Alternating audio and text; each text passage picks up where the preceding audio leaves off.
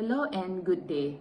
We are from Group 4 that consists of me, Hazel ST, Alif Husaini, Muhammad Noor Haikal, Amin Haziq, Jefferson, Batrisha, Nur Zaifiza, Nurul Aina, and Hani Suraya are going to present on laytime calculations.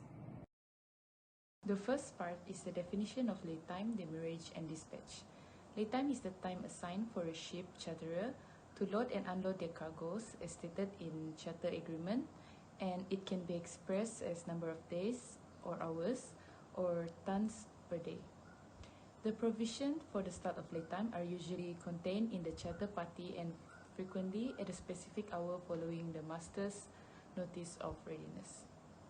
Still, there are exemptions to laytime where charterer's time should not be taken into account.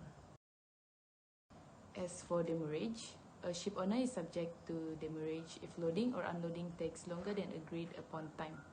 Depending on the location, it may start off at any time, which are typically 4 to 7 days. Demurrage needs to be paid by ship owner to the port authority at the port where cargo are being loaded and unloaded. Then, charterer will pay the ship owner compensations. And there are many causes for demurrage, which includes incorrect documentations, loss of documents, custom clearance or cargo inspections, and when receiver is unreachable. Therefore, to resolve the issues are to hire a knowledgeable freight broker for documentation issues and to prepare backup plans including alternate routes or change course when port congestion happens. As for dispatch, it is the time ship owner saves since charterer finish cargo operations quickly than planned, and it is paid by ship owner to the charterer. In contrast with demurrage, dispatch is more like a reward to encourage the charterer to load and discharge faster. The rate of dispatch is typically half the rate of demurrage, but ship owners and charterers are free to agree any other rate during negotiations process. The two methods in calculating dispatch is dispatch on working time saved, where only the time from the completion of loading to expiry will be taken into account. And the second one is dispatch on all time saved, means the calculation includes any periods accepted from the laytime. Factor laytime does not count. This factor will affect the vessel loading goods due to any situation that causes delay. The factor that contribute laytime does not count are weather working days, weekend and holiday exception, wage breakdowns, and others. This research is focused on weather working days. Bad weather working days, categorized as laytime exception, does not have to count, and casual connection must be provided as evidence that is really lost due to weather. Today, I want to explain about the segment of fact. On the first day, March 1530 hours, the ship arrived at Buenos Aires route.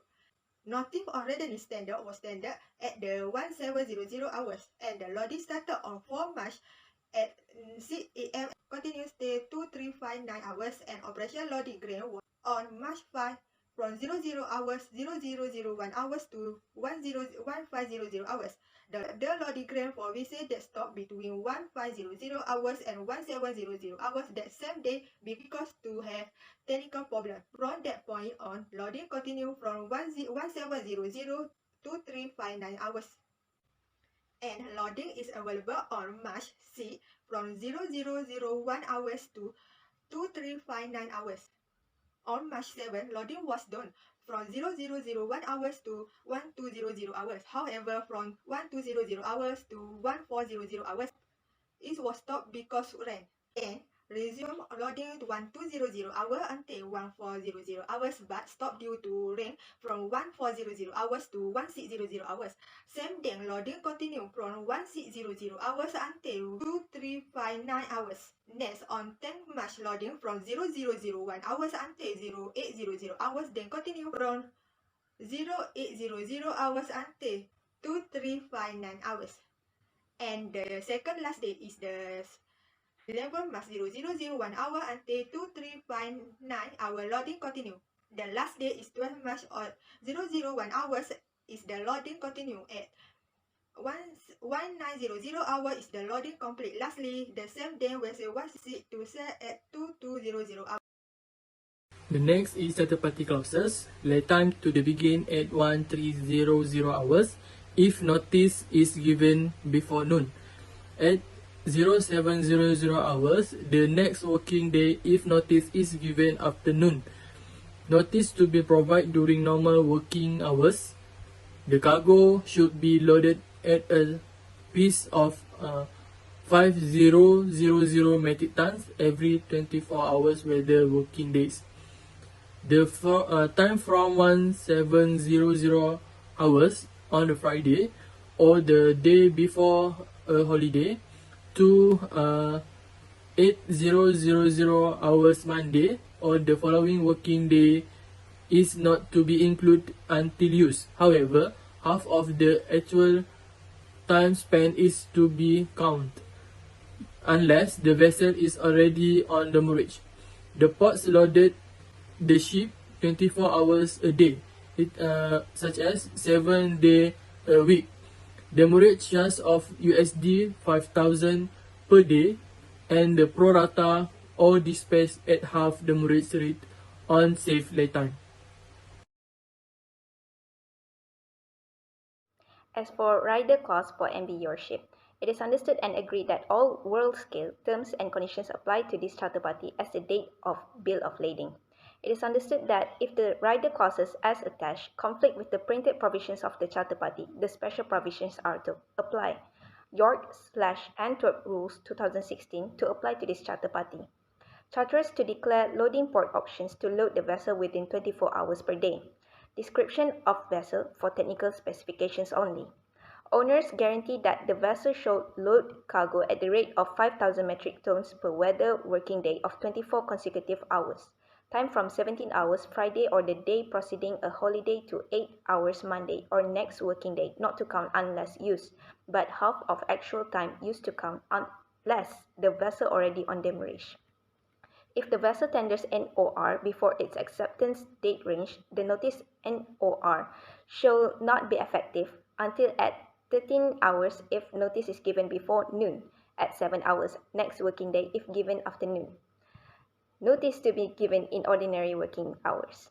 The demurrage rate USD 5,000 per day and pro rata dispatch at half demurrage rate on laytime, save as copy of signed statements of facts and copy of charter party by owners to charterers. Grand Charter Party has stated that only 20,000 metric tons are allowed to be loaded and 5,000 metric tons is to be loaded per weather working day of 24 executive hours. The calculated laytime allowed is to divide loaded cargo 20,000 metric tons with 5,000 metric tons per day. We can get 4 days of laytime allowed. Then to convert day into hour, we multiply 4 days with 24 hours and we get 96 hours laytime allowed. MV Yoshi have arrived the Buenos Aires Road port on 3rd March of Monday at 1500 hours. On the same day at 1700 hours, the vessel received a tender notice of readiness. Because of the notice of readiness tender afternoon, the loading commenced on 0700 hours on Tuesday 4th March. On Wednesday of 5 March, the loading start at 0001 hours and stop at 1500 hours due technical issues. Its clearance on 1700 hours and the loading continue.